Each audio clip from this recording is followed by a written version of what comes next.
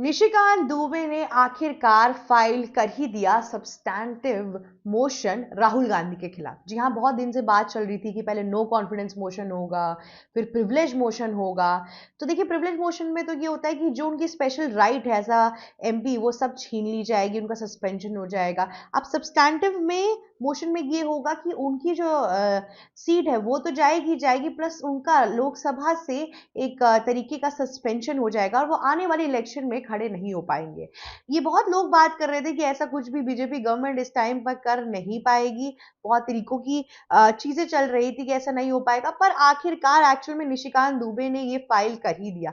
ये बहुत टाइम से हम देख रहे थे कि राहुल गांधी की जो गतिविधियां थी जो पार्लियामेंट के अंदर, वो धीरे धीरे और नजदीक जा रही थी। बहुत कैजुअल बिहेवियर उनका होता जा रहा था। अभी जिस तरीके से पीएम के ऊपर सारी कांग्रेस दल की जो औरतें थी, उन लोगों ने जिस तरीके से घेरा कर लिया था बीजेपी के खिलाफ, प्राइम मिनिस्टर के खिलाफ, उसके बाद से राहुल गांधी ने उस पर कुछ बोला नहीं, लीडर ऑफ ऑपोजिशन होने के बावजूद भी। तो इन सब चीजों पे लगातार बहुत तरीकों के सवाल उठ रहे थे। अब देखिए, अगर सब्सटैंशियल मोशन जो फाइल किया गया है अभी, इसको पास करने में ज्यादा टाइम नहीं लगेगा। अगर वोटिंग होगी तो बीजेपी के जो एमपीज हैं वो काफी हद तक इस टाइम पर पार्लियामेंट के अंदर है, तो आराम से ये लोग जीत सकते हैं। तब फिर राहुल गांधी आगे आने वाले इलेक्शन में भी नहीं लड़ पाएंगे थोड़े टाइम तक, और साथ ही साथ उनका जो क्या कहते हैं आपके लोकसभा है, उससे सस्पेंशन तो हो ही जाएगा। पर यहाँ पे एक सबसे बड़ा क्वेश्चन ये आ रहा है कि बहुत टाइम से हम लोग ये सब चीजें सुन रहे हैं, क्या इस बार बीजेपी सच में ये सब कुछ करने वाली है कि नहीं करने वाली है? ये एक बहुत बड़ा सवाल आ रहा है। पर बीजेपी को इस पूरे चीज की वजह से काफी हद तक नुकसान भी उठाना पड़ गया है।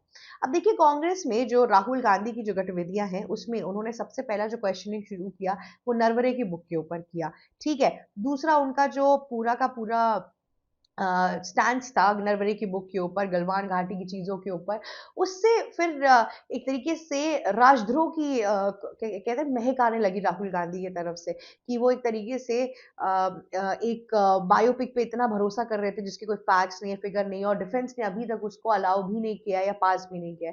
दूसरी ओर निशिकांत दुबे ने यह भी बोला कि इनके लिंक्स हैं जॉर्ज सोरोस फाउंडेशन के साथ, फिर वियतनाम में इनके लिंक्स हैं, फिर यूएसएड के साथ इनके लिंक्स हैं, इन सारी जगहों पे इनके लिंक्स हैं, और ये बहुत कोशिश करते हैं कि एंटी इंडिया एजेंडा फैलाने की कोशिश करते हैं। हमने हाल फिलहाल में देखा भी था, जब राहुल गांधी जर्मनी में गए थे, उस टाइम पर भी जो उन्होंने कमेंट्स पास किए थे इंडिया के लिए, वो सोच रहे थे कि वो चीजें एंटी गवर्नमेंट हो रही है, पर एक्चुअल में वो एंटी गवर्नमेंट नहीं हो रही थी, वो एंटी इंडिया कमेंट्स पास होने लगे थे। इन सब चीजों की वजह से एक एक बीजेपी के जो नेताएं हैं, उनके पास काफी हद तक पॉइंटर्स इकट्ठा हो गए इस मोशन को आगे जारी करने के लिए।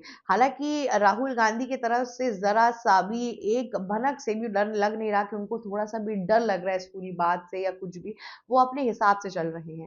कांग्रेस पार्टी की ना, ये आज की बात नहीं है कि ऐसा कुछ पहली बार हुआ है कि इन लोगों के खिलाफ नो कॉन्फिडेंस मोशन या फिर ये सब्सटैंटिव मोशन या प्रिविलेज मोशन की कोई बात आई है। इसके पहले भी एक तरीके की लेगेसी है। जब इंदिरा गांधी थी, उन्होंने 1977 में इलेक्शन लड़ा था रायबरेली से। जब वो इलेक्शन राजनारायण के अगेंस्ट लड़ रही थी, वो इलेक्शन वो हार गई थी। फिर वो आंध्र प्रदेश के चिटूर की जगह से फिर से वो इलेक्शन लड़के 1978 में जब वो वापस आई, तब जनता दल ने उनके खिलाफ प्रिविलेज मोशन पास किया था, जिसकी वजह से उनकी सीट भी उनसे छीनी गई थी, साथ ही साथ उनका सस्पेंशन भी हुआ था पार्लियामेंट से, और दूसरी जगह पे उनको जेल भी जाना पड़ा था। तो ये कोई नई चीज नहीं है। उस टाइम पे उन पे एलिगेशन लगा था कि उस इलेक्शन के अंदर उन्होंने बहुत तरीकों के माल प्रैक्टिसेस किए हैं इलेक्शन में, इलेक्शन सही तरीके से नहीं किया गया है। तो अब राहुल गांधी भी अपने उस लेगेसी के अंदर क्या पता ऐड ऑन हो जाए।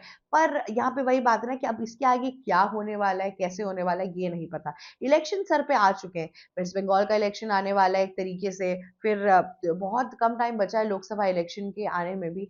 तो वो जो पूरी तैयारी, अगर उसमें लीडर ऑफ ऑपोजिशन ही कहीं का वीक पड़ जाएगा, तो फिर ओपोनेंट टीम को तो हराना बहुत मुश्किल हो जाएगा, बहुत ईजी हो जाएगा। पर साथ ही साथ अगर उनके खिलाफ ये मोशन जारी हुआ, तो एक और पॉइंटर कांग्रेस को मिल जाएगा, जिससे इस टाइम पे मुझे लगता है बीजेपी थोड़ा सा डर रही है कि एक सिंपैथी कार्ड आ जाएगा। उस सिंपैथी क्या हो जाएगी लोगों के अंदर कि जस्ट बिकॉज कांग्रेस के जो नेता है उनको एक पावर में रख दिया गया, उनसे बीजेपी डर गई, ऐसा भी लोग कंट्रोवर्सी चला रहे हैं सोशल मीडिया पे।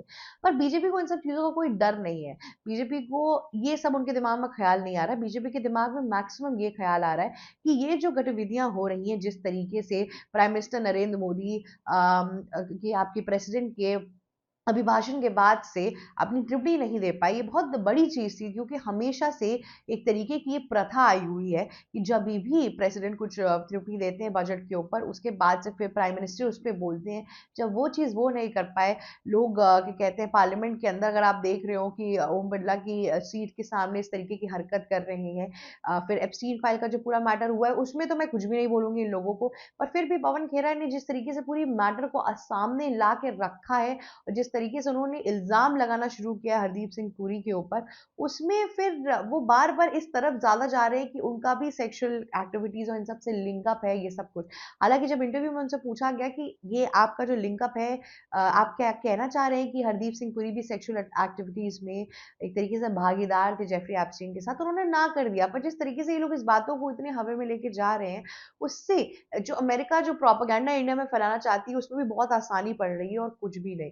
कांग्रेस पार्टी में कोई कुछ भी कर ले, लेकिन राहुल गांधी उनको जरा सा भी कुछ भी नहीं कहते हैं। वही अगर कोई चीज बीजेपी में हो जाए या किसी कोई गलती देख ली जाए, जैसे हरियाणा के अंदर हमने देखा था कि किस तरीके से एक ब्राजीलियन लड़की का नाम 40 जगह आया था वोटिंग बैलेट के अंदर, जिसके लिए कंगना रनौत ने खुद माफी मांगी थी पार्लियामेंट के अंदर।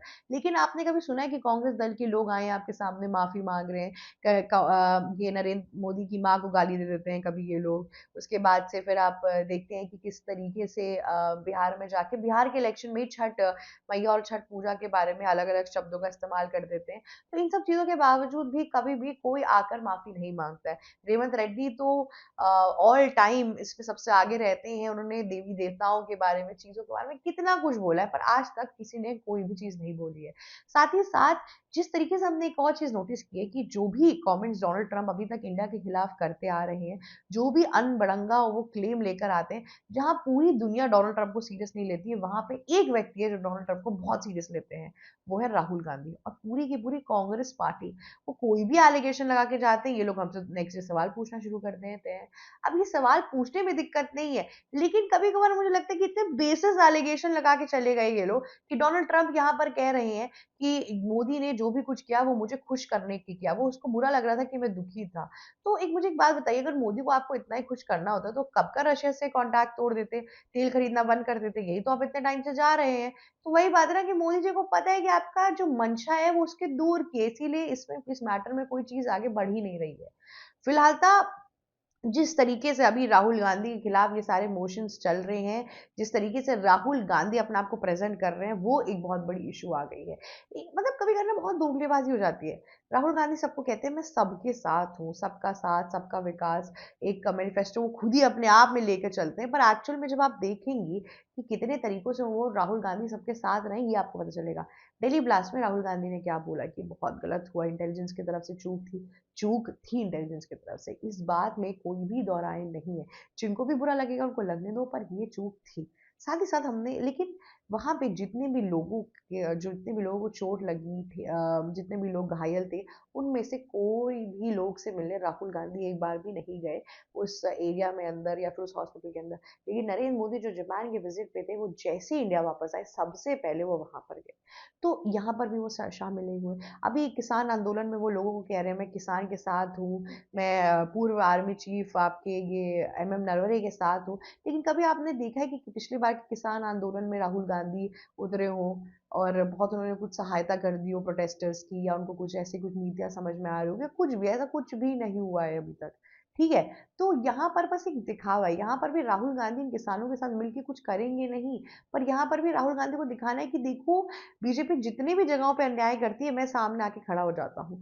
तो ये सारे एंटी इंडिया कमेंट्स के बाद से यहाँ पे ये सब जो चीजें उन्होंने की, इन सब चीजों के बाद से अभी क्वेश्चनेबल चीजें सामने आ रही कि अब इसके आगे क्या और कैसे करना है, इसलिए ये सब सवाल उठ रहे हैं। अब देखते हैं कि ये सब्सटैंटिव मोशन जो राहुल गांधी के खिलाफ फाइल करना है, ये हो पाएगा कि नहीं। साथ ही साथ ओम बिरला के खिलाफ ये लोग जो नो कॉन्फिडेंस मोशन हवे में कर रहे थे फाइल, आज के लिए बस इतना ही। अब देखते हैं इस पूरी चीज में आगे क्या होता है। अगर आपको अपडेट चाहिए तो प्लीज एबीसी हिंदी के साथ बने रहिए। मेरा नाम शिवी चित्रांशी है, और अगर आपको ये वीडियो अच्छी और इन्फॉर्मेटिव लगी तो हमें प्लीज लाइक, शेयर, सब्सक्राइब और कमेंट करना मत भूलिएगा। जाते जाते हमारा बेल आइकन भी हिट कर दीजिएगा। Thank you so much for watching us. ABC Hindi news, आज ही जुड़िए हर खबर के साथ।